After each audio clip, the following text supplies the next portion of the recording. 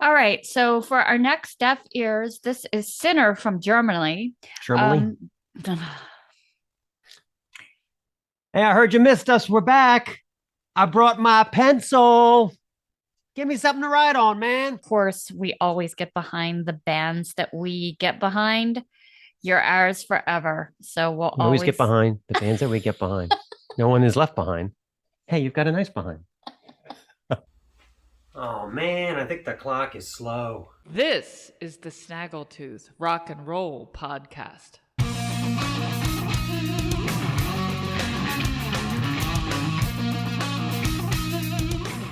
Fucking weather. Um, yeah, it's like it gets like really nice for like 3 hours, and then after that, it's back to cold. But the foliage is so impressive. You can't sleep on the foliage. You know, Leaves dying. can we talk about what a weird street Hartford Road is? I'm becoming more afraid of it every day. Yeah. Well, probably because he was shot while we were running. Just let that hang. All right, go on with your story. Yeah. We'll explain it later, but go ahead. Or maybe not. We were we continued the run though. It was fine. When we were coming home from work the other day, Yeah. there's this huge church at like the top of like a major intersection. Yeah. And this guy's standing there. Oh yeah. With a sign that says, what was it? Arrest her? No, jail her. Arrest her. And then he crossed out her and he had him written below it. So that was it. And it was a big sign. Like he had it on like a 2x4 up in the air. He could have carried it up Golgotha, actually. And I'm like, that's really non-specific. I have no idea what this guy is referencing. You had no idea. And by the time we got home from work, changed to go for a run and went back out, he was gone. Yeah. So here's my theory. And this comes from a teacher you and I both had in high school, who would scroll across the top of my papers quite frequently. TMNNS, which is hard to say, which stood for "This makes no sense." Was it Benzer? That was Herzog. Oh, Herzog. Yeah. Okay. But or somebody finally came up to him and goes, "Excuse me, sir, the sign makes no sense." And he was like, "You're right." And he just went home. And that was right up the street from Rockfish. We never talked about that. There's a little store. It used to make really, really crazy, decadent, hot, fresh. They would fry them right there for you. They were so hot. They had donuts. Oh, okay. They had to. You left out the name. Sorry. Nouns. Oh, but you had to like.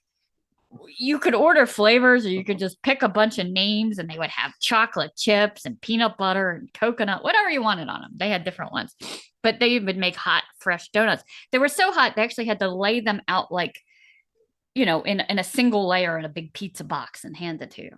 They were really super decadent, but they're gone. It was called Fractured Prune. I think they're still around some places, just not here. Right. Because the one in Towson went out too. I guess people don't like hot. Anyway, the Rockfish. Oh, so then after that, it was this vegan place that was apparently never open because my daughter's vegan, and every time she visited, they were closed. We couldn't quite figure them out. They were open like 3 to 5 every other Wednesday. It was so. I don't know how you make money that way. Yeah. And then the pandemic hit, and then they were even open even less, and then they kind of reopened, and then they closed. The sign went blank. The paper went up over the windows. It's been sitting there empty ever since. Right. Until the day we were running past. The paper's still in the windows. There's still no sign. However, there is a small sign out front that says fresh rockfish. Right. That's all. Just rockfish, nothing else. It so looks like a drug front.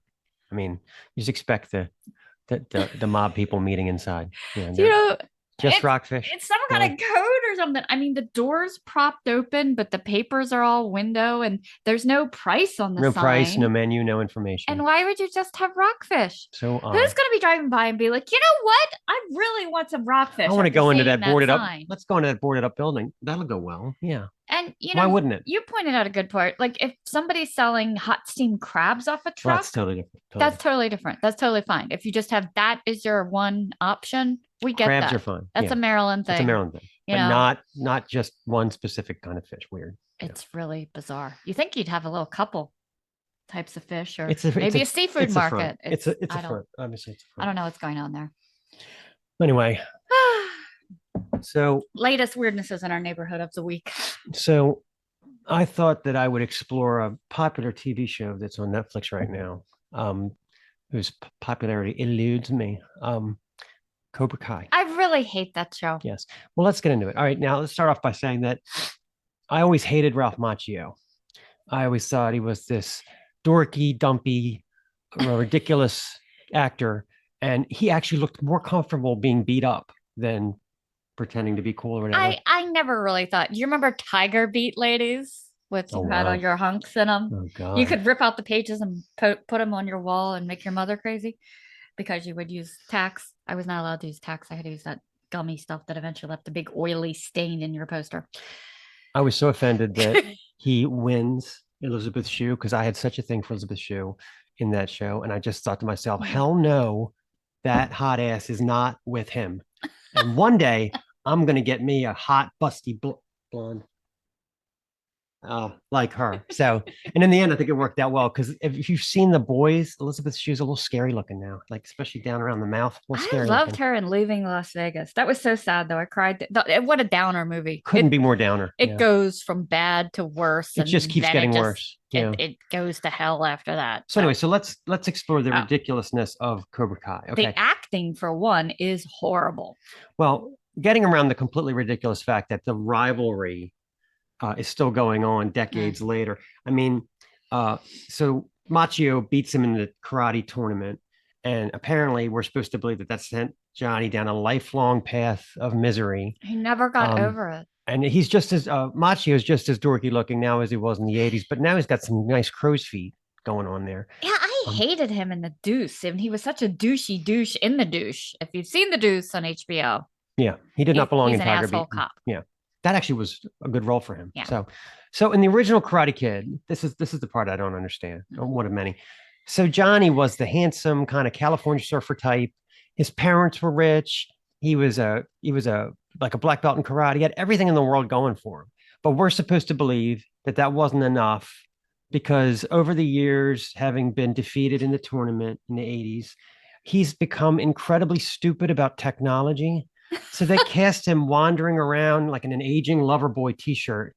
He can't figure out how a laptop works. He doesn't know how the internet works. He doesn't understand how Facebook works. Well, maybe it was from getting beat up all those times in karate matches. And back then they didn't have concussion protocol. So his brain no one is scrambled. that bad with technology. It's like, hey man, how am I supposed to write with this plastic stick? And the cashier says, it's a ballpoint pen dummy. Click the button. And he's like, whoa. Or he's dropping papers everywhere, and in the library, and librarian comes up and says, hold on. She puts the papers together and clicks the stapler, and he wields a karate move on her. How'd you do that? She's like, it's called a stapler, dumbass. I mean, that's what we're talking about. We're supposed to believe that he's that technology challenged. Concussion protocol. It's a real thing. Yeah. And then you dug up some stuff on some of the inconsistencies of the plot, right? Well, there's the whole thing about Mr. Miyagi's name.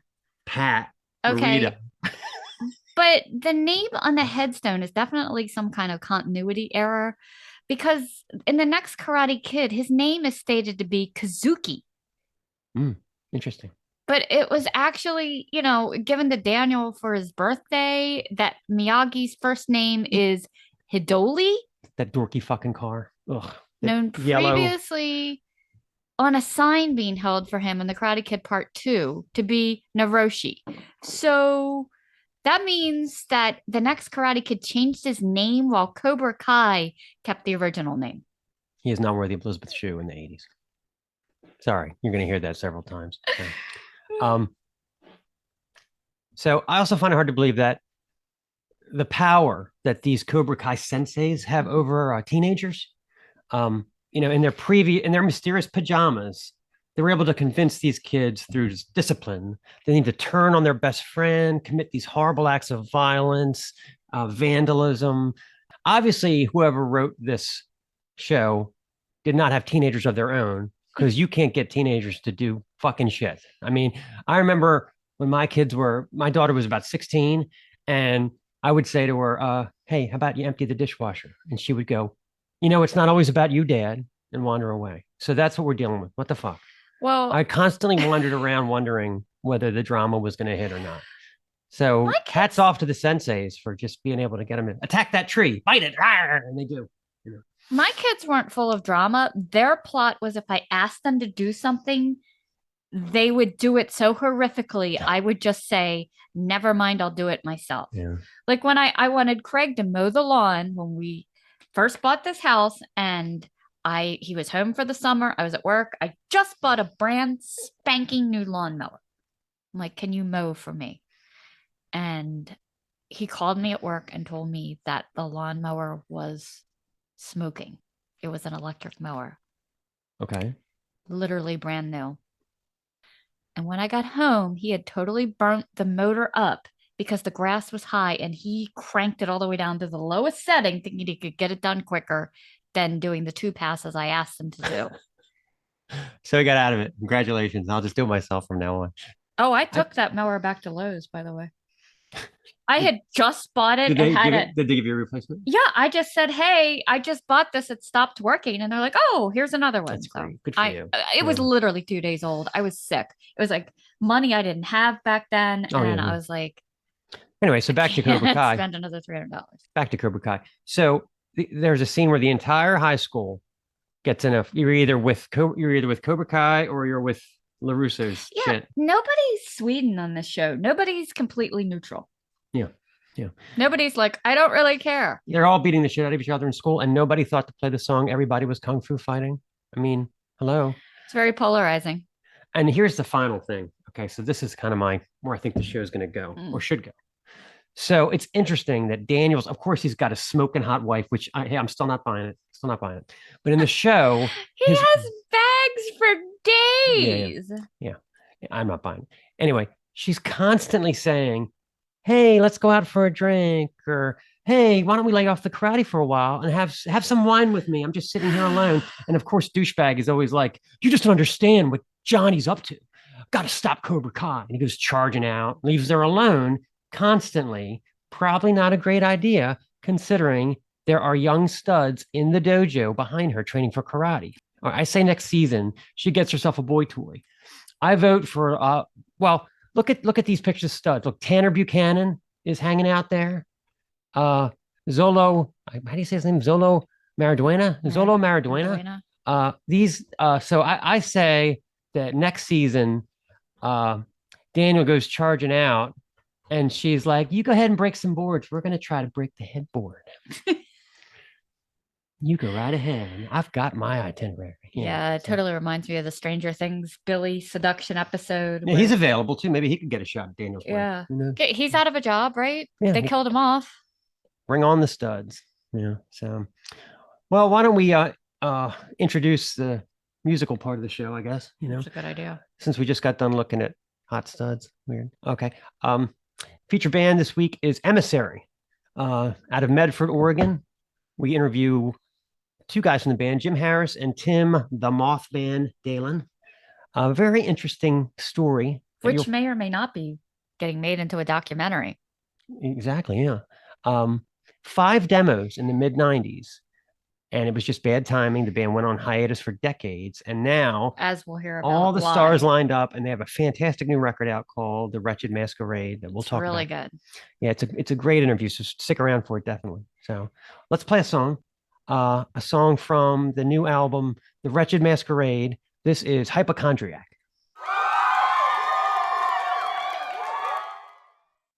Hey, I heard you missed us. We're back. I brought my pencil. Give me something to write on, man. Do you see this? You're kidding. Are you gonna take it? Yeah. Hello, God. This is Mark. Oh, hello. Can you connect me to the review department, please? Oh, God. Hi, Stu. Oh, babe, I forgot to tell you. You did send some pictures again. Mr. Mark, I believe you should have my photographs handy there. If we must. Hang on, let me get it up on the screen here. Hold on a second. Okay, first one's up. Well, dearie me, this is a review of The Air. Sorry, you're reviewing The Air?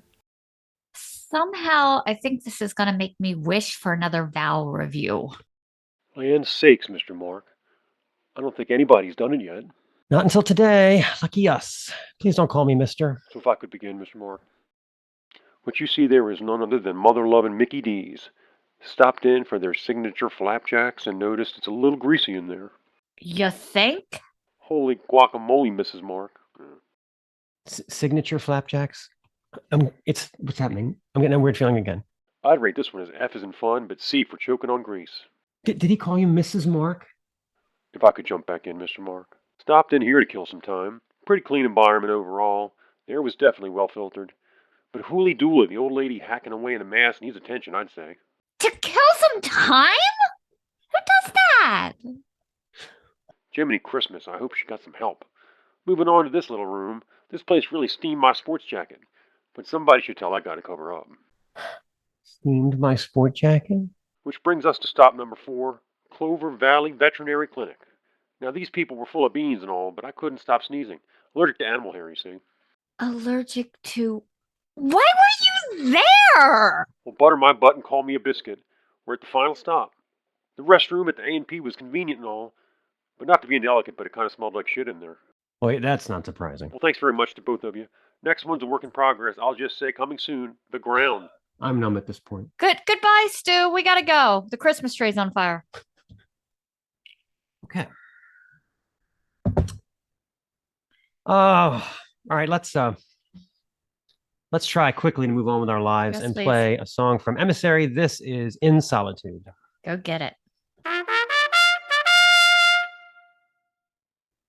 Okay, let's talk about Patreon. I'm telling you, the show, we need your help. I mean, you're getting such quality service. What with all the props and all? I mean, come on.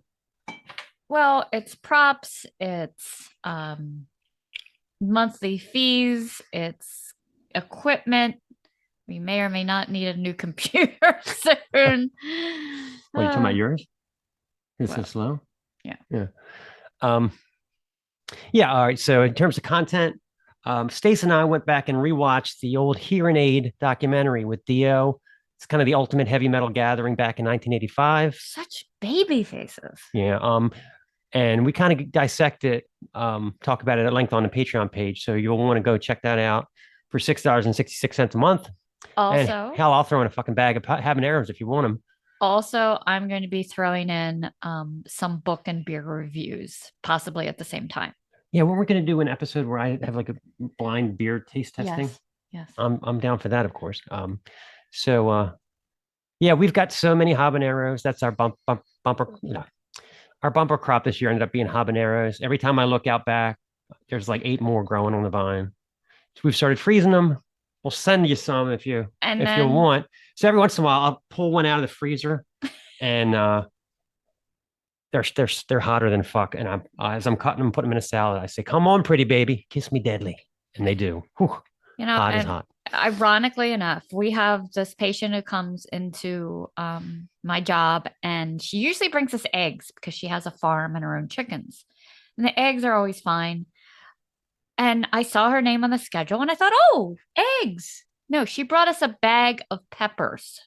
With more peppers. Yeah. That's 100% what we do not need at this point. But I didn't want to be rude. So I was just like, oh, thanks. More to freeze. Peppers for years. All right. So what are we doing this week? Home Chef? So in the cooking vein of things, I would like to bring up our sponsor, Home Chef. Yeah. We had some great meals last week. We had a chicken orzo soup. We had some barbecue steak tacos, which were incredible. Yeah, they were. But every week they deliver all the ingredients you're going to need. All you're going to need is a little bit of oil, salt, and pepper. Usually it's the only thing you got to throw in. They give you all the produce. They give you all the lemons. They give you all the meats, the cheeses. The way they teach you how to cook is honestly the way that I cook, even when it's not a Home Chef meal. Between the roasting of like fresh vegetables, I never buy frozen vegetables anymore. Everything's fresh. The directions are easy. You can go in. You can have it delivered weekly, every other week, once a month. Just click on the link, go in, select your meals. If you use our link, you'll save $35 off your first box. So get over there, get some Home Chef. You don't have to worry about the expensive prices at the supermarket. They're super easy to track your order and getting there. It's packed in ice. So if you're not home, no big deal. But the food is fresh. The recipes are fantastic. I think you loved everything that I made. And The tacos were the best. they'll let you know nutritional facts. They'll let you know if it's calorie conscious. They'll let you know if it's hard, medium, easy to make, so you can pick the meals that are right for you. So get over to Home Chef. Tell them Stace and Mark sent you. We'll have a link in the show notes. Code. Yeah. Stacy K51. Yep. To save your $35. Oh, it's collectorbation time. It's time for me to whip out my big 10-inch record of a band. Let's see what I got here. Okay. This is a good one. Talking about the 40th anniversary picture disc pressing of Motorhead / Girl Schools St. Valentine's Day Massacre EP. Complete with the mob outfits. I love it. That looks like, when they used to announce at the end, like John Mulaney says, when they robbed the bank, and they would take credit Tell them the Johnson gang was responsible. They would dress up. That's how bad the cops were. They would dress up to go make a robbery, have a robbery. It's great. Just a simple fact about this song. We're going to play Please Don't Touch. And literally everything I learned about guitar solos came from the solo in this song. I took it apart. I learned all of her parts. I learned all of Fast Eddie's parts. This is all I know. If you want anything beyond this song, I can't play it for you, but wow, what a song this is. What a cover. So this is Please Don't Touch. Oh man, I think the clock is slow. Okay, collectorbation continues. So my Kiss records are kind of well loved. This one somehow is still in decent shape. 1978's compilation. It takes a lot of balls to call your album double platinum, but this one's pretty much got all the hits on it. It's not really super fancy, and I mean, you got the it's very shiny. You got the gatefold with all the members kind of immortalized, like it's like they've been dipped in bronze or something. And then I kind of like the way this is the original Casablanca. Plain white underpants. Yeah, it's got you can see the Kiss, how they put the Kiss logo over the Casablanca logo there in the middle. It's kind of cool. So, yeah, I think that because I beat up the original copies of like Destroyer and Love Gun and all, they were the ones that really got. Oh, here's an interesting fact. There's another insert that was in this, right? I went back, I had to go back and look on Discogs since I couldn't remember what the insert was. And it was an application for the Kiss Army fan club. They took applications? Well, what was it? No, it was the order form. The order form for the Kiss Army fan club. But they didn't take just any. Oh, no. So, yeah. So I was thinking about it. I'm like, why don't I have that? And I think it's because I actually filled it out and mailed it in. Oh. Because I remember having the little laminated card. I just think that's all you got. It was like, you got some 5x7s of the band, and you didn't get a lot back in the late 70s for being in the Kiss Army, from my recollection. I was a member of the Kiss Coffee Cafe in Myrtle Beach. What's that all about? They're closed now, but they used to have a coffee shop, and it was one of those things where you bought 9 coffees and got the 10th one free. I didn't even have to fill out an application. Interesting. Yeah. And while we're on Kiss, I mean, I know it's not vinyl, but I figured I might not ever get back to Kiss. So I actually misplaced between grade school and high school. I misplaced 2 vinyl copies of Kiss Alive. How do you misplace at parties? Oh. Just leaving them at parties or letting people borrow them and then never getting them back. So anyway, so finally I said, fuck it. And I went and got this. This is actually 4 Kiss albums in one box set. It's kind of like the Metallica Binge and Purge thing, where it's made to look like a like a crate, like a shipping crate, and like the crate you would carry all your gear in. Yeah. So it's Kiss Alive 1, Kiss Alive 2, Kiss Alive 3, and then the Psycho Circus thing. And of course, you get all the liner notes with the letters to the fans and Gene Simmons, I am the demon. Do you think I'm crazy? And you ride in ecstasy. And Paul Stanley with the whole, lover, we explode together musically. And Oh my. and Ace writing about how the gravity on this planet is a little different than the one on mine, Curly. Anyway, so let's play a song from Kiss. This is Parasite from Alive One. Heavy as fuck. I love this song.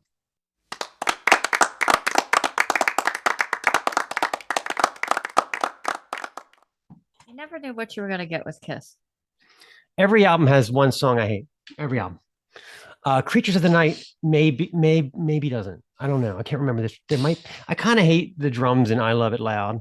I think Creatures of the Night is my favorite Kiss album, but like the debute's great, except it's got that stupid Kissing Time on it. What's it? Destroyer's got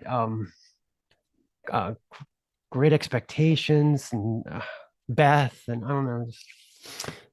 I felt like they never did an album that didn't have at least one throwaway. Oh my God, Love Gun's got that horrible, and then She Kissed Me, the remake of that Mob song. What the hell was that? They always had one song that you were like, wow. Okay, let's introduce the interview. Jym and Mothman from Emissary. This is an awesome new record. Which did you show this off yet? Oh wait, they sent me the cassette because they were looking for, I guess, maximum. Got this on collector. Bandcamp Fridays. It was part of Mark's birthday gift, which is just the only one I let him open up early. Lovely red cassette. Artwork on this is great. I'm 22 this weekend. Yeah. Talk about that. This is their original lineup that has returned as of 2021. They are better than ever. This is an awesome album. They are awesome guys. It's a really interesting backstory too. Yeah. Yeah, we were a little confused. It was first Metal Archives has you in Las Vegas. I'm like, nowhere else has them in Las Vegas. I'm so confused. Yeah, what could we start with that? Like, where does Metal Archives get Las Vegas from? Okay, so is everyone aware of the? I always say the Dawkins situation. I'm going to switch it up here. I'm going to say the Iron Maiden situation.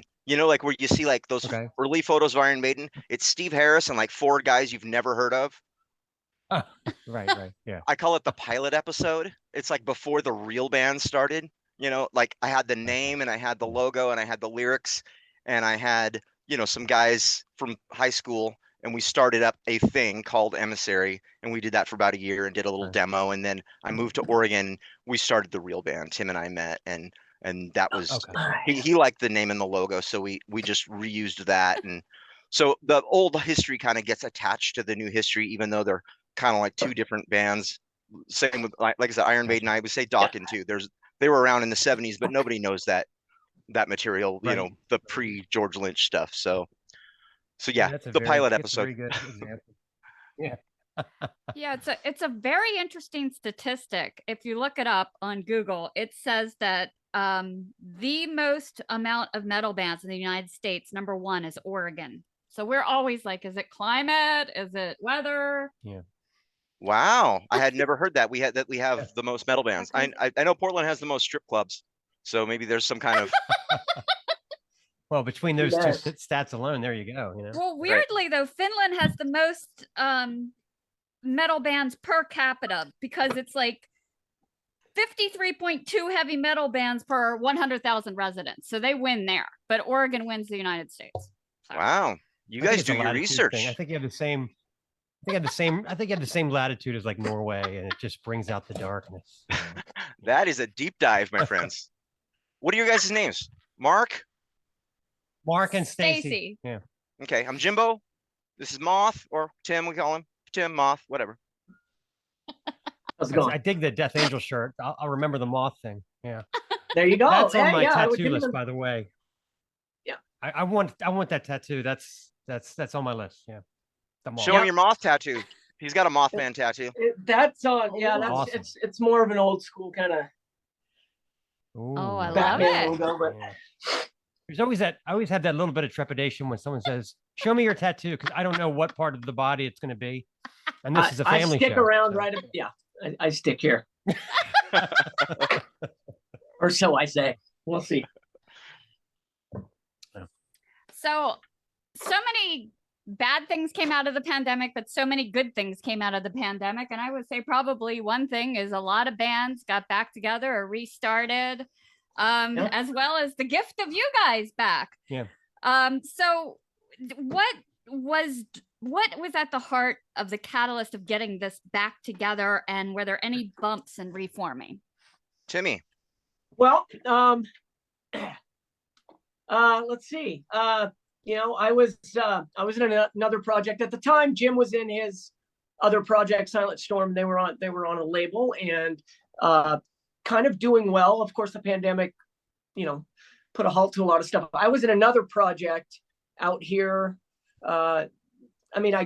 We formed in Denver, and we right before the pandemic, we're doing some touring, and we got on a label, and we did some cool things, and then we had some really cool tours set, and then all of that, like some of my dream shows, they got completely wiped out, which was a super bummer. And my bass player was in a band with me after first he was in Emissary, and then he was in another band with me, and then after all these years we needed a bass player to go to do a show in New York, and I called him and said, hey, you want to learn some pretty simple songs and come play? So I was in New York actually, and I got a text from our old drummer just saying, hey, what do you think about Emissary like getting back together just for one like backyard barbecue, drink some beer and stumble through some old Emissary songs just to see each other again, because it had been over 25 years. And he always kept that in the back of his mind, that was something he enjoyed.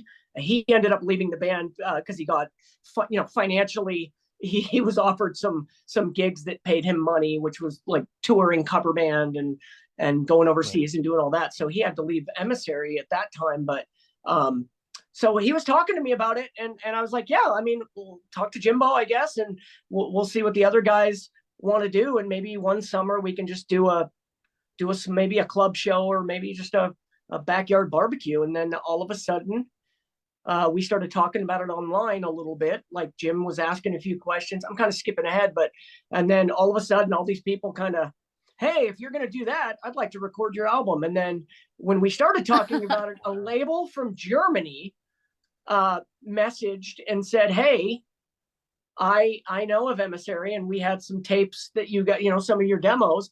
And if you guys are really thinking about this, how about we put you on our label and you record an album? And we didn't even know if we were going to actually record an album. We thought we might give them just a bunch of demos, clean them up, master them, remaster them, whatever, and send those off. But then we all got to talking, and my band got put on pause, and Jim's band had some, ripples in the water that were some struggles. And all of a sudden we're like, okay, well, let's start talking. And then we had a producer, mixing engineer guy that was like, hey, if you guys are doing that, I'd certainly like to be the one that kind of produces and mixes and masters. And we're like, and for me, I was excited because he had done the last Helmet album, which I'm a fan of, and he's worked with Mastodon too, and, I think.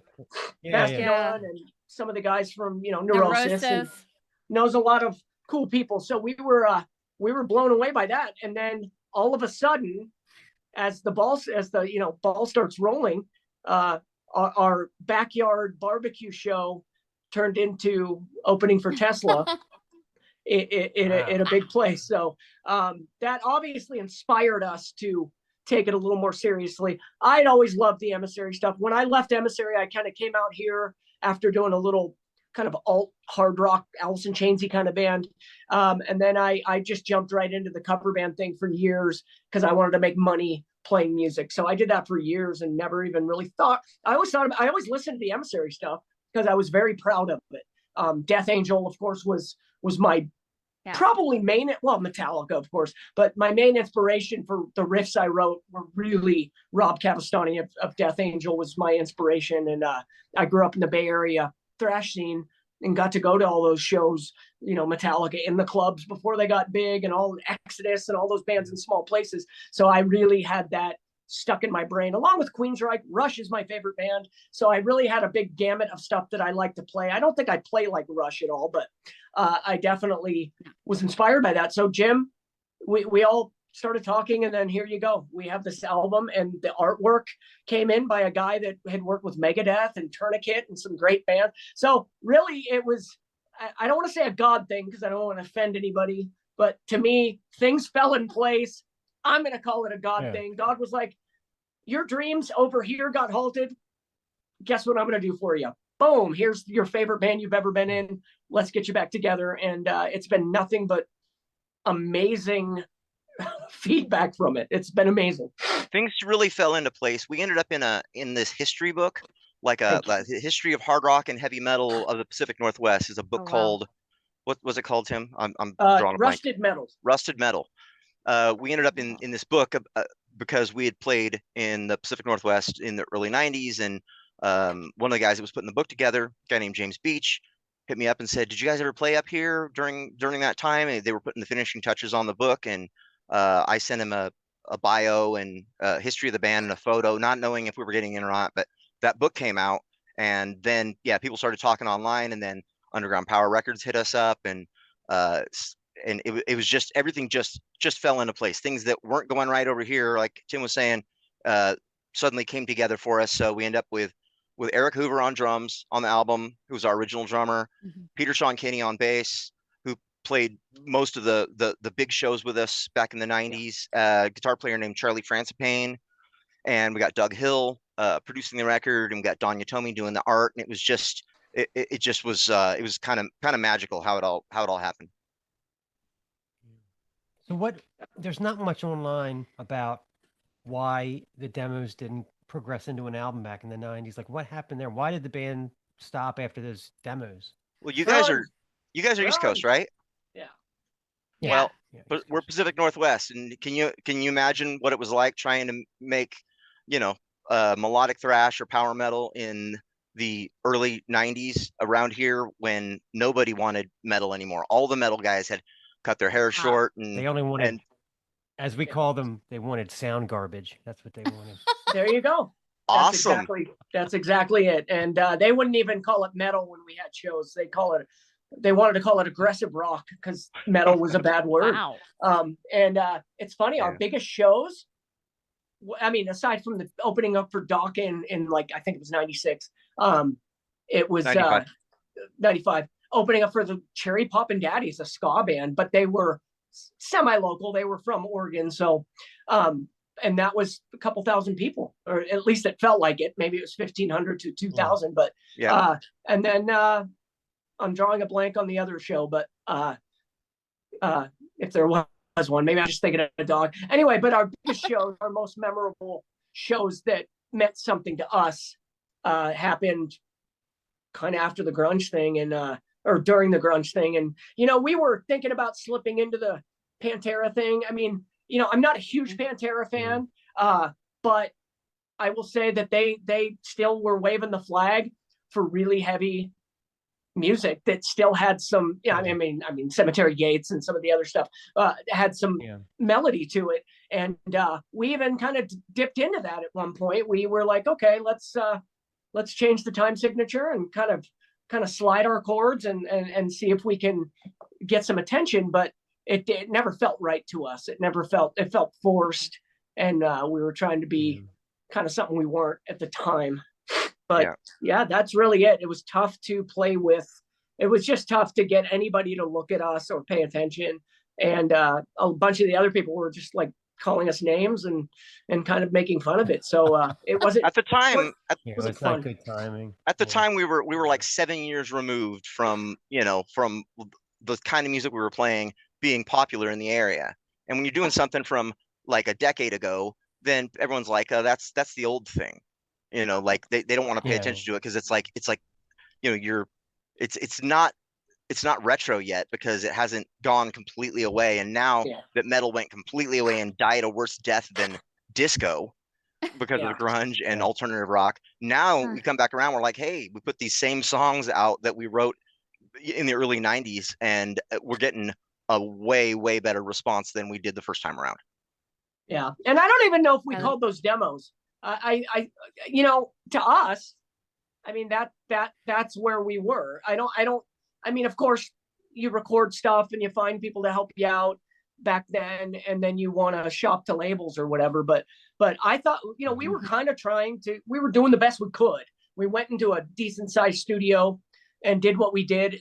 We just never ended up getting all the songs in one collective area on one album. Right. We just kind of did more of like, here's a 3-song example of us. And, we did go to some cool studios, and even the last demos we were doing, we were attempting to record an album. We were using a guy named Chuck Rosa, who had worked with LA Guns, LA, a lot of big bands. He did some Metal Blade stuff, and had his own band for a while. And so we were trying to get some stuff out that was listenable, but we were still pretty amateurish too. We were learning.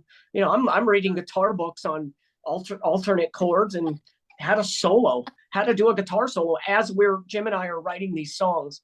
And so we attempted to make our the best we could versions of our songs. But now that we look back, of course, they're very, very, very demo-esque, and now that we have the newer versions that we actually got to spend the time on and have properly arranged and treated properly with the correct complexion, excuse me.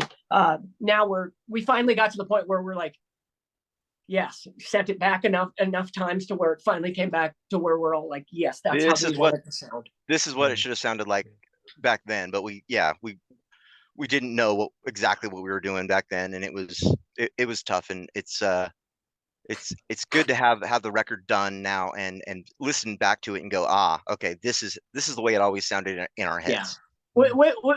Within itself was a dream come true to be able to, because I'm sure all of us thought in the back of our heads, man, it would have been really nice to get all those songs on an album and do them the way we really want to do them, and kind of put out I'm not comparing us, but our Master of Puppets, our album. Right. If you had an album, 4 songs on each side, and kind of arrange them in a way where we think people can digest them properly and get the whole idea of the album. Is it a concept album? I mean, I'm not going to call it that, because it's not a Mindcrime or a Rush album or Nostradamus. It's not any of that stuff, but it's definitely all the stuff we were feeling at the time. Yeah, it's kind of themed, and the album cover now. We finally have the album cover and artwork that kind of is exactly what we wanted for that. And then the mastering process, we used a guy that had worked with some Metal Blade bands and some other killer bands, and so that goes back to all the things falling in place. And now that we can sit back and look at it and listen to it, it's a dream come true 100% for me.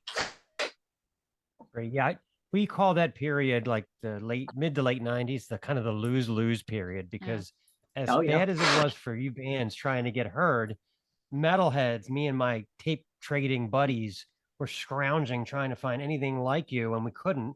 But I do remember having a hissy cassette of one of your demos, and I remember telling a friend of mine, they sound like Heathen, they sound like think like Sanctuary Nevermore, We get that a lot. And there was nothing coming out like that. To us it was awesome, but the most uncool music at the time, So. All the shows we played back then were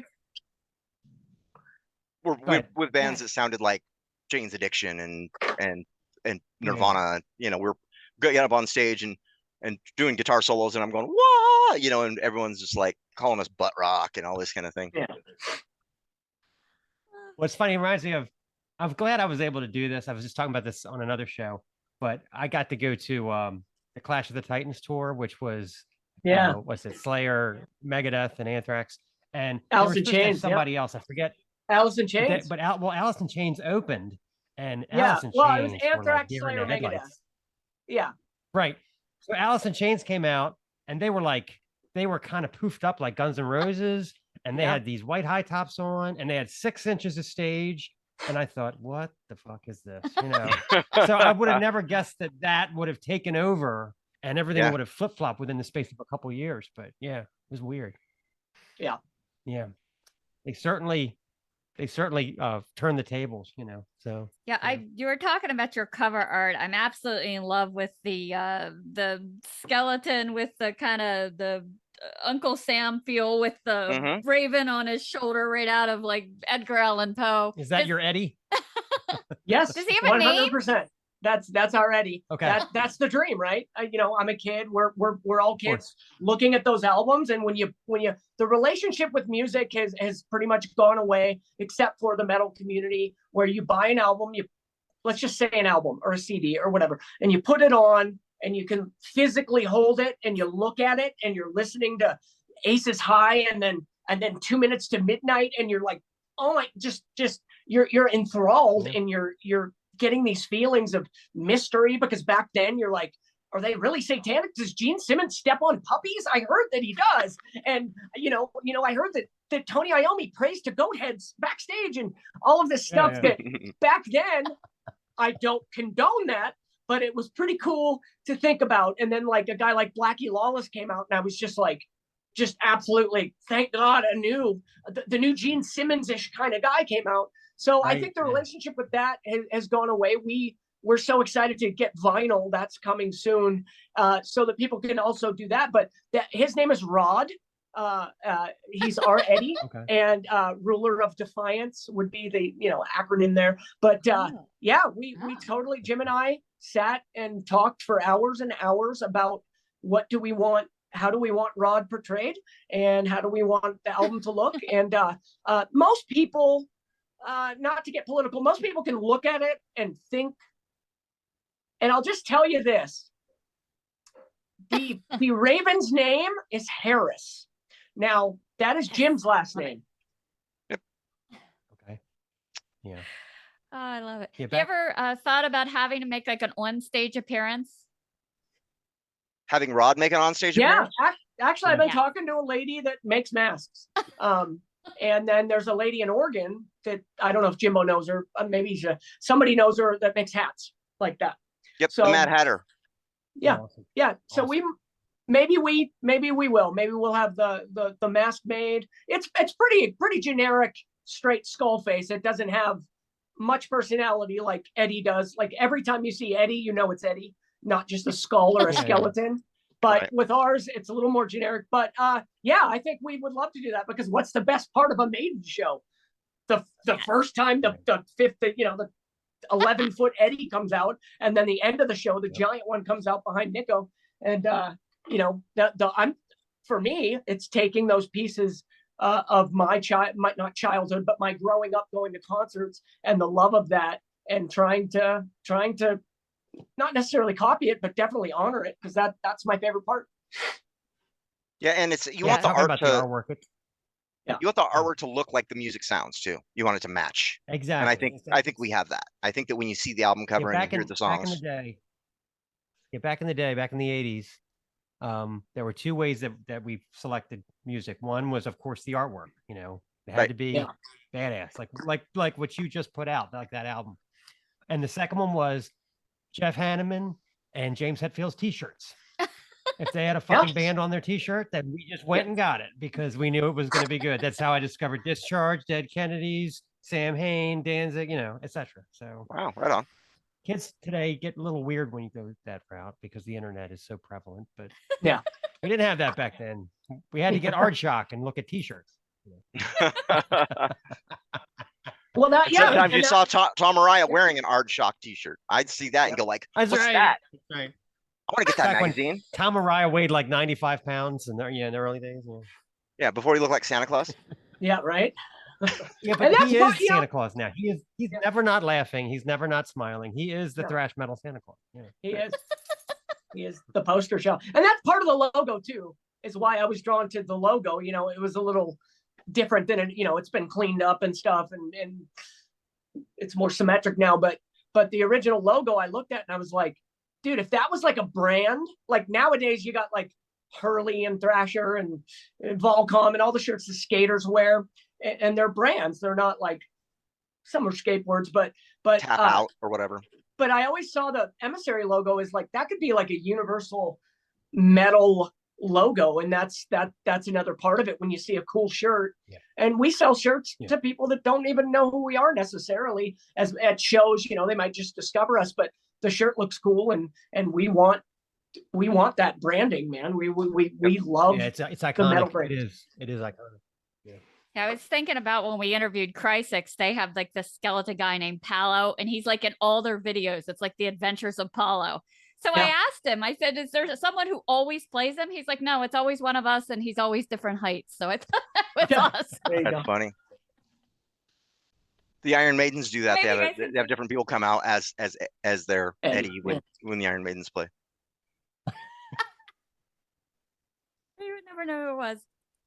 Oh, I love so many of the songs, especially I love Hypochondriac. And originally that was a demo you guys did back in 96. So what kind of finishing touches did you have to put on it to kind of bring it to fruition?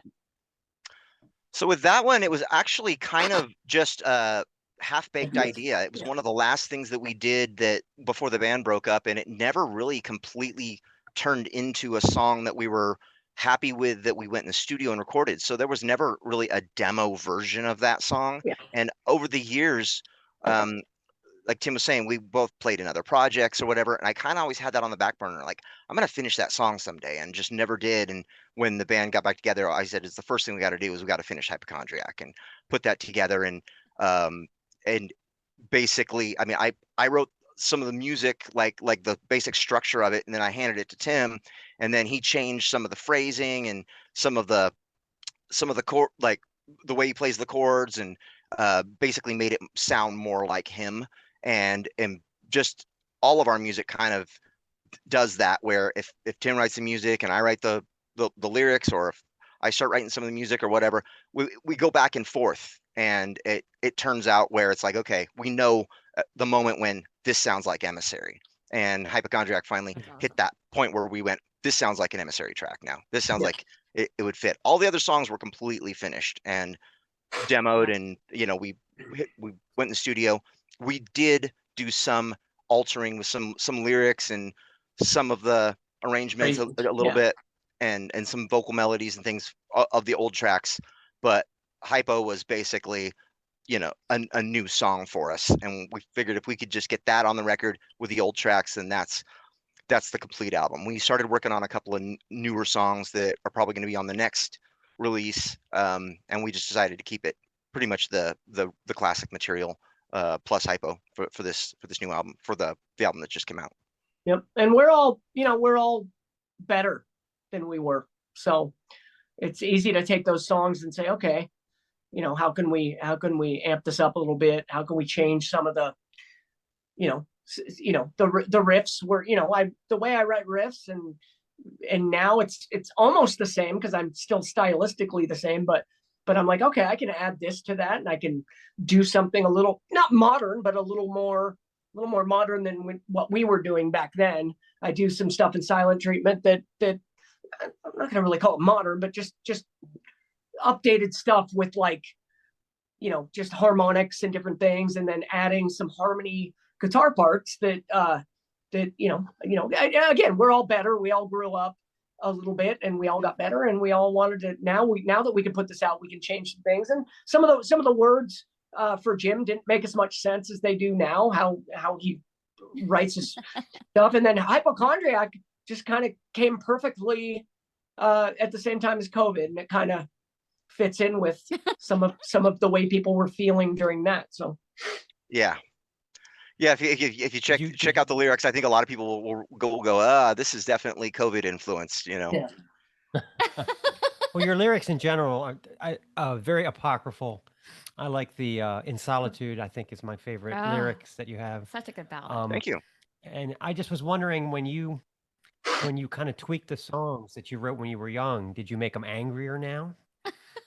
Did you? No, what I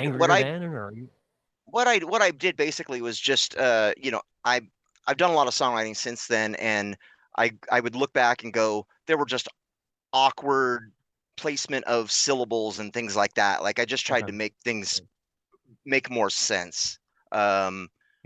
Things like, just silly things like, a lot of people don't talk about this, but, and this, maybe it's not sexy to talk about conversational direction in music, but if you're singing about somebody or you're singing to them, and I would, in Ruler of Defiance, it was like, he's this, you're this, and it's like I would like switch who I'm who I'm singing to. Am I Yeah, letting yeah. somebody know about this bad guy, or am I singing to the bad guy? I just wanted to change it where it's all about, either about somebody or to No, somebody, I that think kind of that is thing. important. Yeah, really important. I mean, the placement, like you go back and listen to like the old Overkill when Bobby would just nail it perfectly with, I hate you. And I remember reading interviews with him where he would talk about what words can I take out so that it's maximum punch.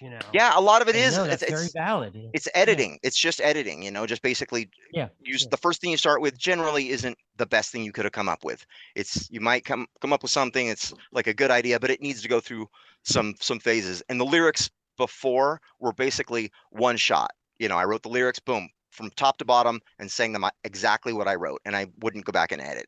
And then all these years later, Right. going back, I'm reading and going, I think I could choose a different word for this and something that rhythmically sounds better, or and the conversational direction thing, there's very few like examples of where somebody actually changes the direction. And the one that everybody will know is You Shook Me All Night Long by AC/DC. Mhm. She was a fast machine. She kept her motor clean. He's telling you about the girl, right?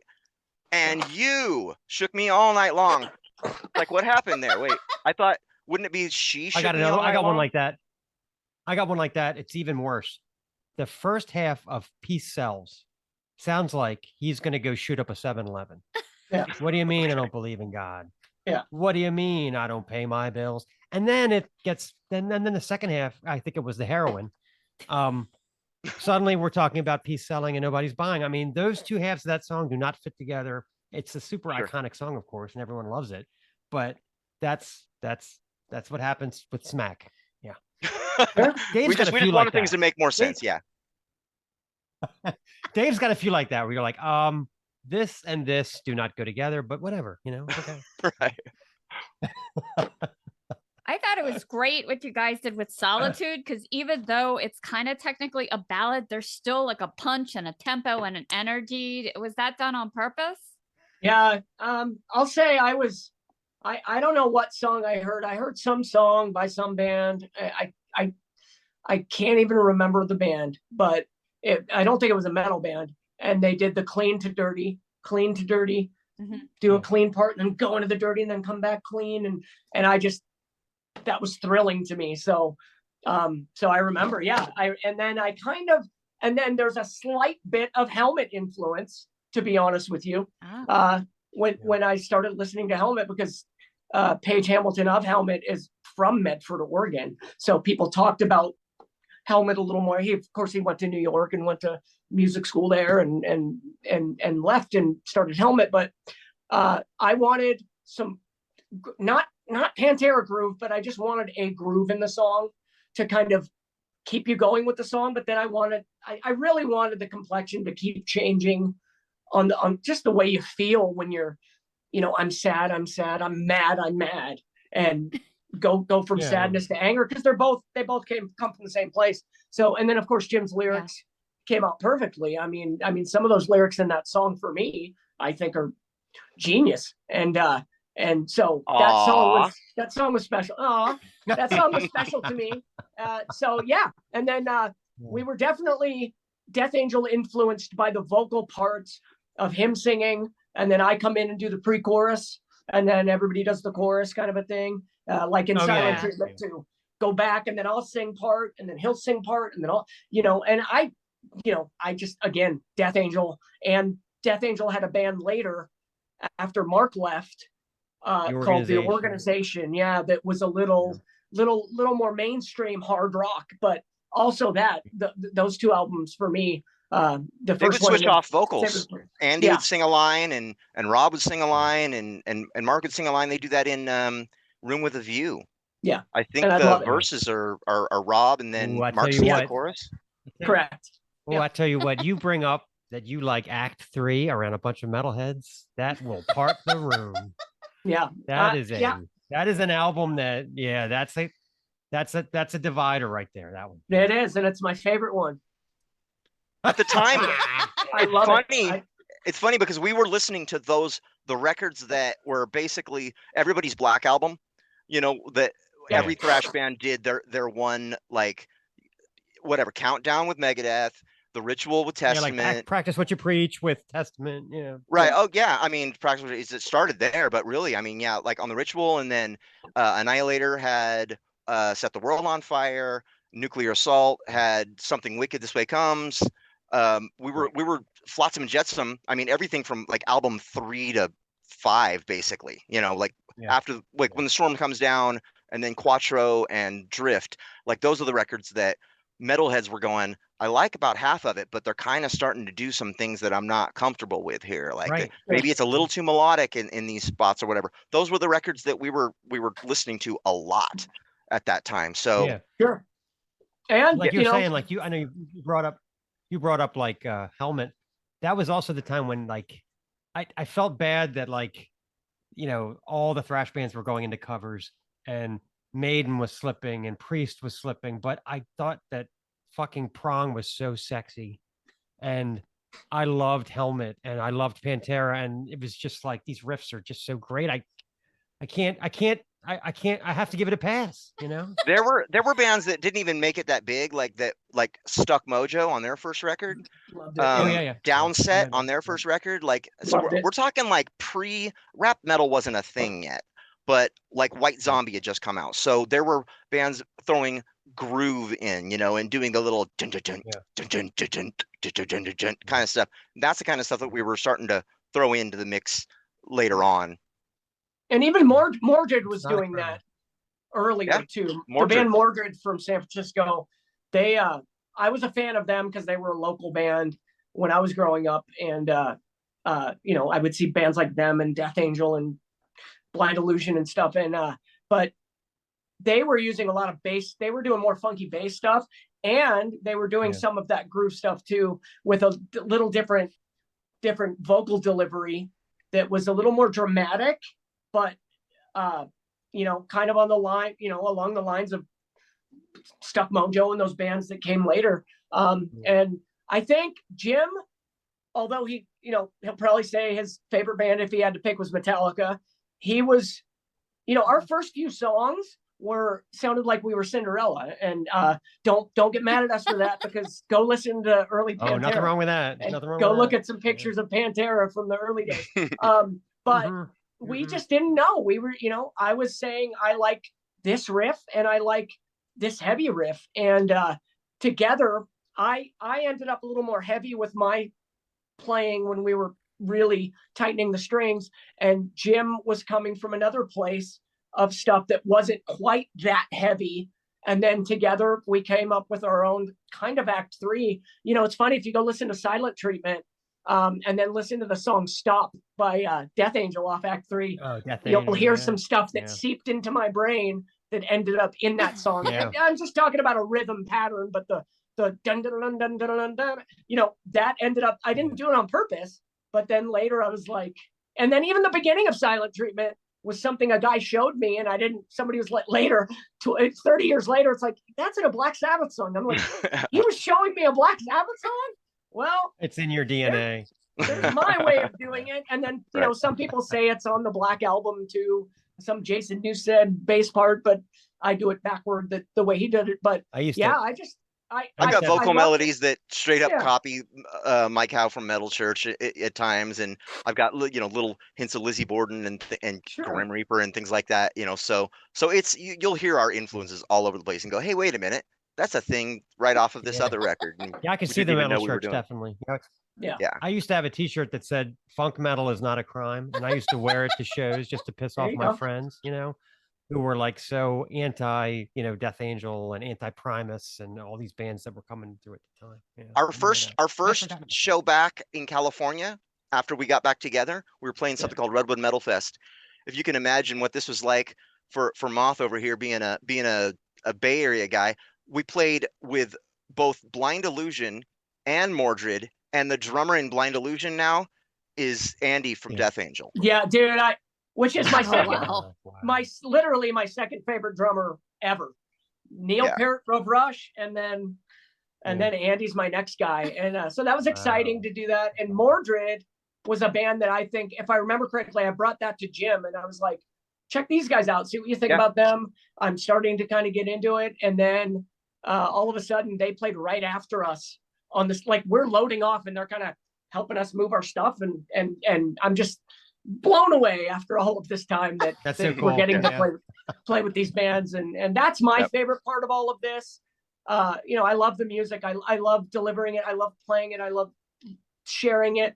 But to get to play with the bands that I used to go see in arenas, especially, like I used to wait in line to go see the Tesla. I used to follow Tesla. Me and my friend would drive to Sacramento and Reno and LA, and we'd catch like 6-7 shows, and then we're opening for them. And same thing with Stephen Pearcy of Rat. I was a Rat fan. I started like 84. I started probably 84 is when I started listening to Rat, and I was like, I really loved the double guitars, and I loved it. And the next thing you know, we're opening for Pearcy, and he sounded good too. People say like, oh yeah, he doesn't have what he used to. I mean, same thing people say about Dawkins or whatever. I think he sounded good. And he sounded fine. Yeah, I mean, the song sounded good. Sounded like Rat songs. I mean, and we played with Riot. We played with Riot at Legions of Metal. They were we're getting into the good stuff fucking good. Yeah. They were mind-blowingly good. I was just like, my jaw was dropped as I was just, because I see a lot of bands and if they're going to emulate their albums, and other bands are like Maiden's great, but not as good as Riot Live.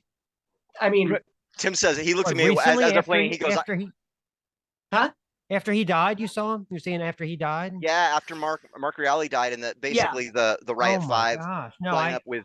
I wouldn't even like listen to it. So you're saying it's worth listening to? I was shocked more than worth listening to. I was like, the first record they came out with after Mark died was my favorite metal album of the year that year. It's called Unleash the Fire. I tend to be a purist about that kind of stuff. You know, like No, I mean when they the did it right. Gone, okay, cool. They did it right for sure. And Tim looks over at me while they're playing, and he goes, I see why they never got bigger, because nobody wanted to take them on tour. Sure. They're that good. I mean, they sounded that good, and nobody wanted to follow them. Yeah. Okay. Yeah. They were the highlight for sure live.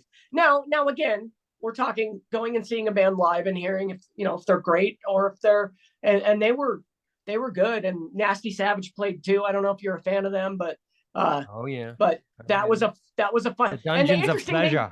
Yes. Yeah, and the interesting thing with them is about a year and a half ago, I think I watched the movie I'm Too Old for This. Shit. S-A-T, if I can say that. Well, he already said fuck, so I'm pretty sure we can say shit. Sure. That documentary, and it's about a band called Siren. And what really got me about that is it's very much like the Emissary story. Their big show that they ended up getting to play after all this time was Keep It True, which is a dream of ours to go do. And ours ended up being opening for Tesla, a band that we all liked. So that was really cool. And then all of a sudden, they end up on our label, which was really cool to have Siren on the same label with us. And then I became Facebook pals with those guys, and also with the Nasty Savage guys. And then next thing you know, we're playing Chicago, and Nasty Savage is playing. So that was another kind of everything falling into place. Cool thing that I'm like, what? Yeah. How is this happening? And we're becoming pals with these people. I talked to Rob from Death Angel. I don't talk to him, but now and then we talk on comments, and he'll comment back and I'll comment back. And I'm just like totally giddy, sitting at home all giddy. And our producer. I totally get it. That's why we do this. Nasty Ronnie was a wrestler, right? Wasn't he? Yeah. Yeah. From Nasty. Originally, yeah. Okay. Yeah, and still. I'm sure if I'm misremembering that or TV on his head. Yeah. We used to say that there was a thing about bands from Florida. This is before death metal, because Nasty Ronnie and Nasty Savage, they had all those songs about the dungeons of pleasure, and then Sabotage came out and they had songs about fucking dungeons, and I'm like, all right, what the hell's going on down there? What's going on with are there women locked in basements in Florida? That's a good time out there. Seriously. We're trying to schedule a visit. As soon as possible. Out there. So do you think you guys will do like a documentary like Siren did for you guys? That would be kind of neat. We have a lot of footage. I'm sitting here, seriously. It's funny. I'm sitting here right here with just right by my feet. All like, wow. I have so many tapes of us in the studio, different studios, recording all of those demos back in the day. And I have full live shows of us playing back when we all had long hair and were young and learning how to do our stuff. And we have so much. And I think our story is definitely worth telling. So yeah, I think we want to do that as soon as we find the people that can organize it. And I got to find somebody to digitize all these tapes and go through them. There's some stuff I probably said as a kid, and all of us said that probably if the wrong person heard that we'd get in a lot of canceled trouble.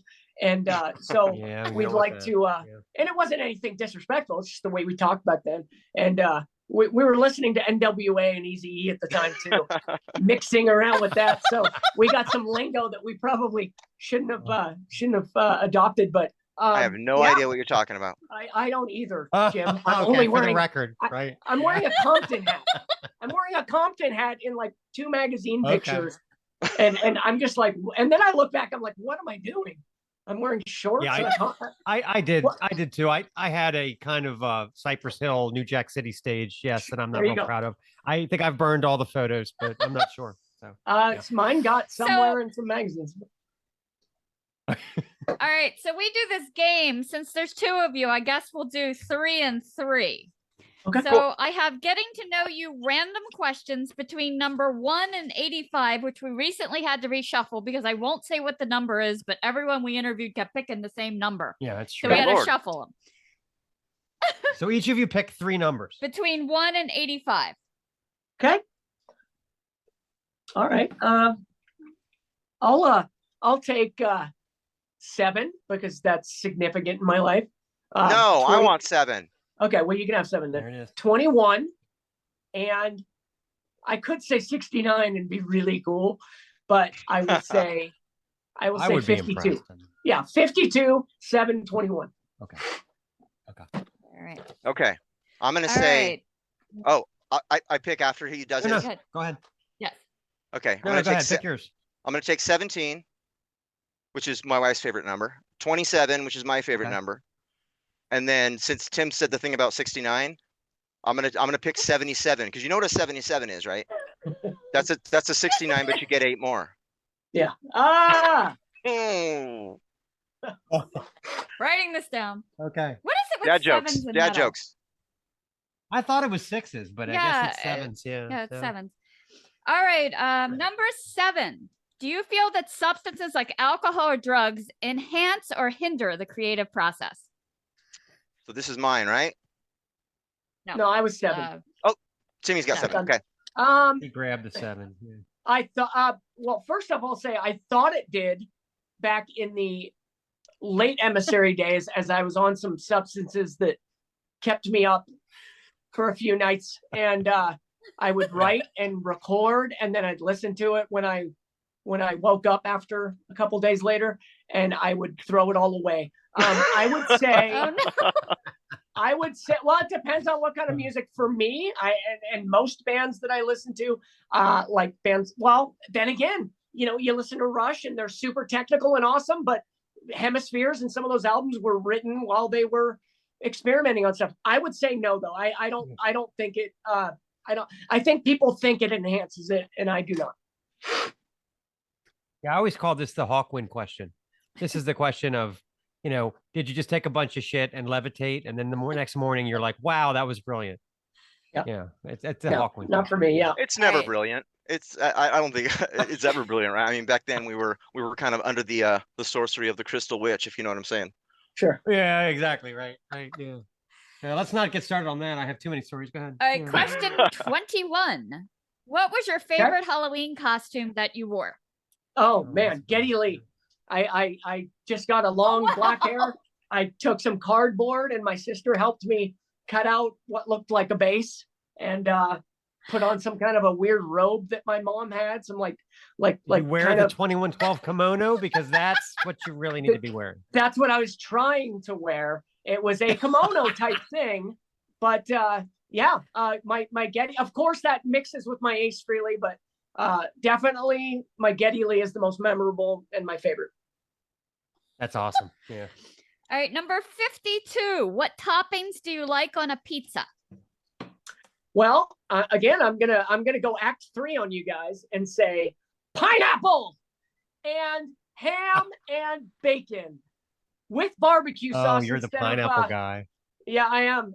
Instead of marinara or pizza sauce, I like it to be barbecue sauce. Oh, we order the pizza at work, and I'm unloading it, and I'm like, "Who the fuck ordered?" Oh, it was you. Okay. It was me. Oh, 100%. Very proud of it. We have That's this the moth crazy pizza. food truck by my work That that is the moth has pizza. like figs and honey on pizza. It's Yeah, really it's- weird. Oh yeah, once you start doing that, like pan-seared pea snaps, really? Get out of here. What? Yeah, Peanut yeah, butter? that's- I mean, Well, Is yeah. this- Why is this even reinvent the considered wheel? pizza? When it's already good. But I just have side note, I was in New York on tour and I went to a weird pizza place in Brooklyn and they had hot honey in the, like, poured in the pieces of pepperoni. And that was probably the best pizza I've ever had. That sounds really good to me, Oh, actually. yeah. It's really That does good. sound good. I'm a honey guy, so yep. All right, Mr. Jim, you're up. So you Okay. pick 17.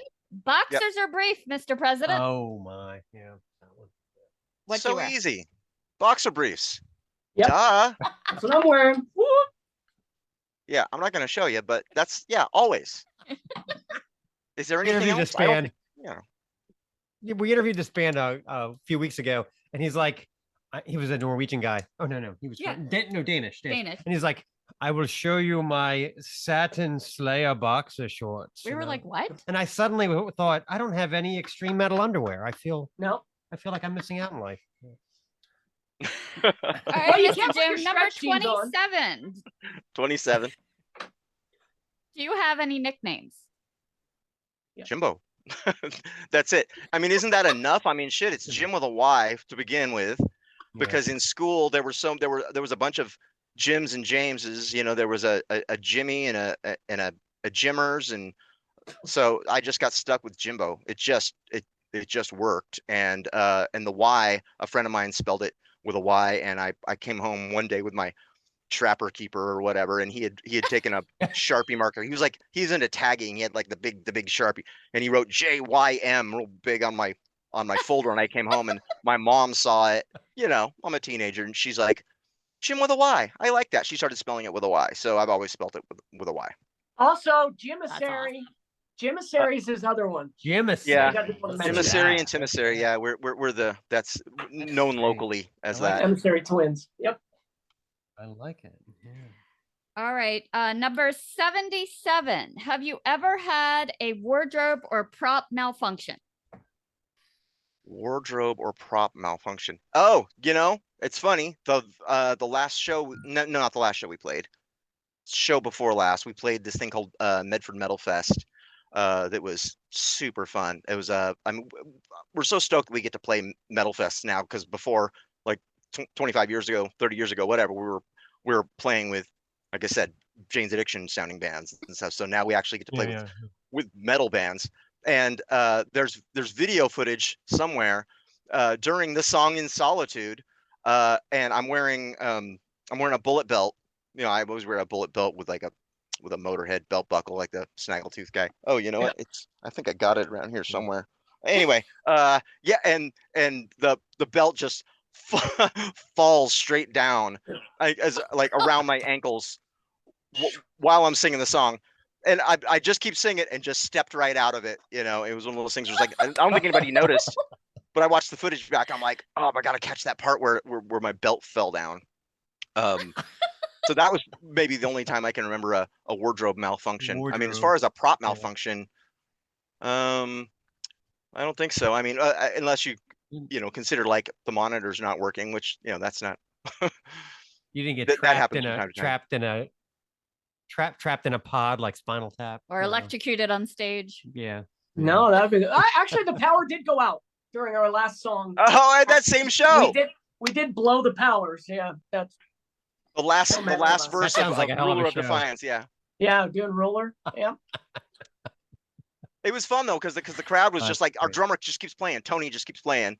Tony Mullins, our drummer now that joined the band, after Eric left. Yeah. He played in a band called Born Naked back in the day, and he was in a band called Savior from Portland. It was like a Slayer kind of a band. We always looked up to him, and now he's in the band, and just like a pro, all the music goes out, he just keeps on playing in the crowd, and I just look at the crowd like I can't say anything into the mic, I just look at them like this, and they're cheering because Tony's just back there, just still playing the song. He's awesome. A company man. Yeah. Yep. So what do you guys have next on tap for Emissary? Yeah. EP. We're gonna pull a Metallica because between Kill 'Em All and Ride the Lightning, people don't even remember this, but they had 3 EPs. They had Whiplash, they had Jump in the Fire, and they had Creeping Death. Before Ride the Lightning came out. I have 3 copies of Creeping Death. 3. I remember. Anyway, yeah. Sorry. So I mean, it's just to hold people over because I mean, it takes a while to write and do a whole record, and instead of waiting a year for people to get any new material from us, we're figuring let's just go in the studio. Got it. He's got the picture disc. I see it. Yeah. I've had this since it came out. I got this I remember getting this actually right before. I don't remember. I just remember it was one of the earliest ones I got, and I would listen to this, and Blitzkrieg was such a awesome song that I just kept listening to it. Yep. And I will make an announcement. I mean, let's get real. That live shit on Whiplash, that ain't live. He has Come an on. announcement, Jim. No. I mean, Live Undead isn't live. Right. Live Undead is a bunch of drunk people in New Jersey going Slayer. No, they did it in a studio. It was totally just them in a studio, and they like added the crowd. He invited a bunch of people in. It's about live. What's your announcement? A live. Not many of the live albums are live, so right. Yeah. But I will make an announcement that since I said it earlier, I said we were under the sorcery of the Crystal Witch. We have a new song. Haven't announced this yet. That's going on the new EP, and it's called The Crystal Witch. And it's kind of before anybody goes like, wait a minute, The Crystal Witch. That sounds like it would be like by Sabotage or Dio or something, because we don't really write about like I don't know, dungeons. But it's one of those double entendres where it's Master of Puppets is clearly everybody knows what that's about. Stop your breakfast on a mirror. Yeah. Sure. Yeah. And the Crystal Witch is the same kind of a thing. So. Gotcha. Yeah. How about tours set up? Are you guys doing anything soon, or are you gonna wait till the EP comes out? Nothing on the books right now. I mean, nobody wants to tour when the weather's shit. I mean, especially around here, like you got to go over the pass from California to Oregon. It's icy and snowy, so basically like you don't want to be pulling a trailer on something like that. So you kind of have to wait till the weather's better. That's one thing. And then, we'd like to have some new material out too. And a lot of us live in different places too. So we don't all live in Southern Oregon. Yeah, so we all have to fly in, and then basically like it's a big thing. It has to be planned where we all fly in, have like a week of rehearsals, and then we can hit the road. We did this a few months ago and got on the tour bus, and we ended up in Chicago and played in Denver and Wyoming and played out here in Southern Oregon. It's a lot of planning. So we can't just go and just play a gig on a weekend because we don't live in the same places. No, I understand. Yeah, airfare is an atrocity right now too. So yeah, it's crazy. I can't be helping. But we want to. Well, this was great. This was great. No, I think we should do this again, and we'll just like I'll arrange. I'll say, all right, we'll set a date, and I'll say I'm going to hold up my AC/DC Let There Be Rock record, and we'll just talk about it for an hour. Love it. That sort of thing, Yeah, exactly. Yeah, we'll just musically geek out, the three of us, until you guys Stacy rolls her eyes and leaves. I'm going to say that you guys, in my most recent memory, you guys are definitely in my top favorites for people that have interviewed us, because I can tell we could just hang and just nerd out about music all night. That's awesome. Yeah, like where were you when you heard Bon Scott died? Like that went on forever. It's like people have tuned out hours ago, but we're still doing it. Awesome. All right, you guys, thank you so much. Beautiful. Falling on deaf ears.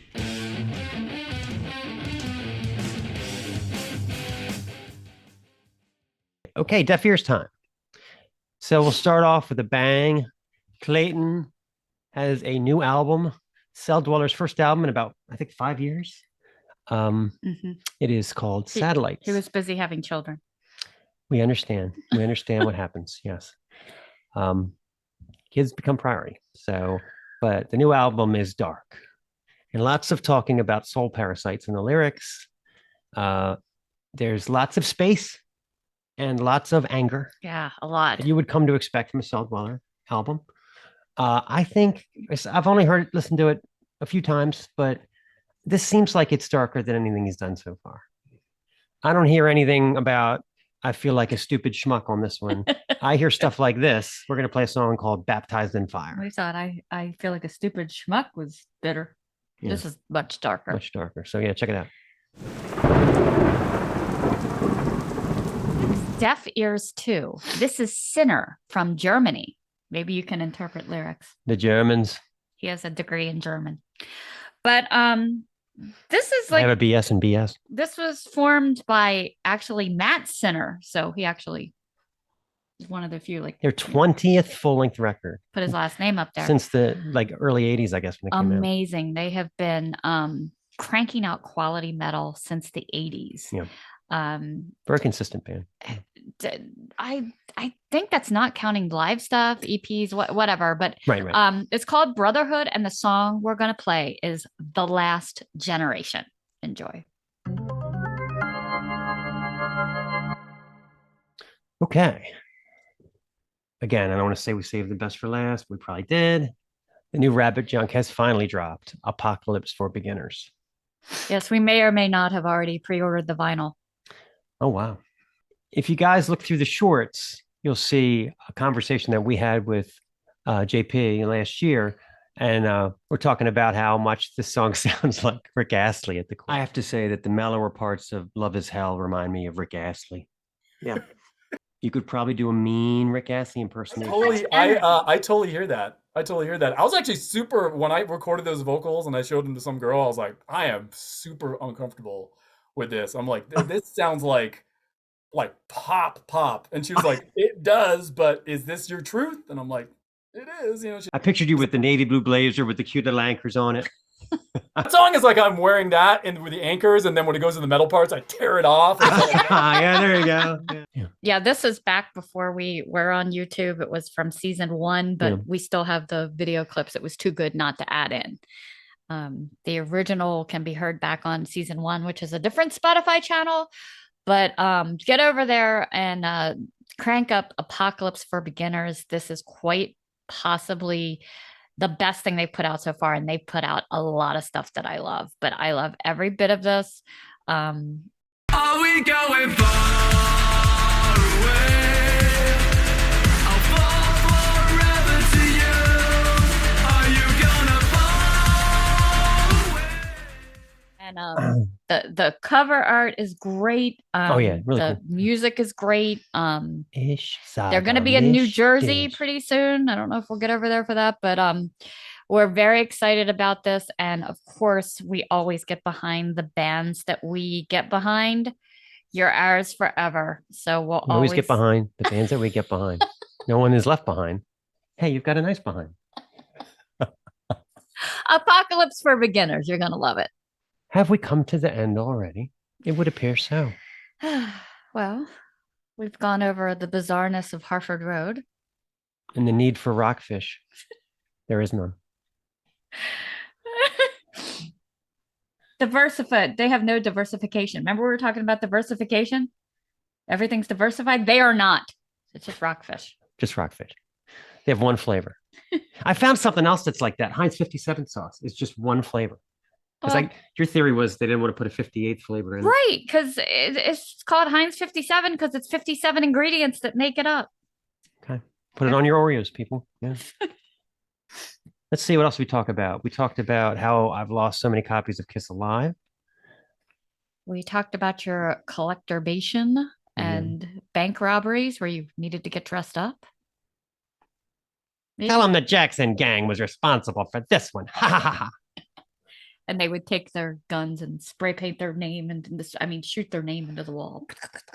Every guitar solo trick I know is from the One Motorhead song. Yeah, we talked about that. We talked about the great resurgence of Emissary again and how much we love this band.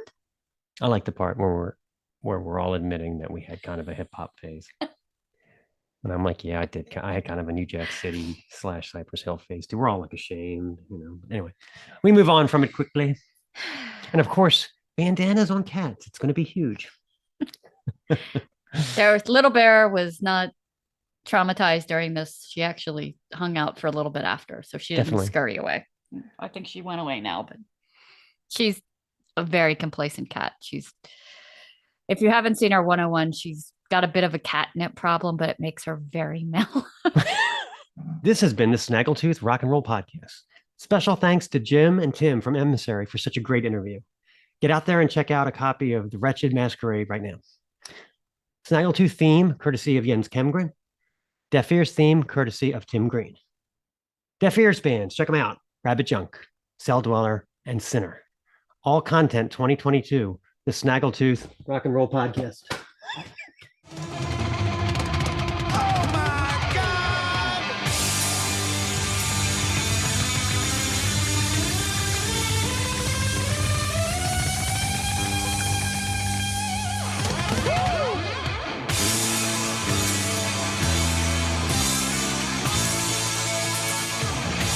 This is the Snaggletooth Rock and Roll Podcast.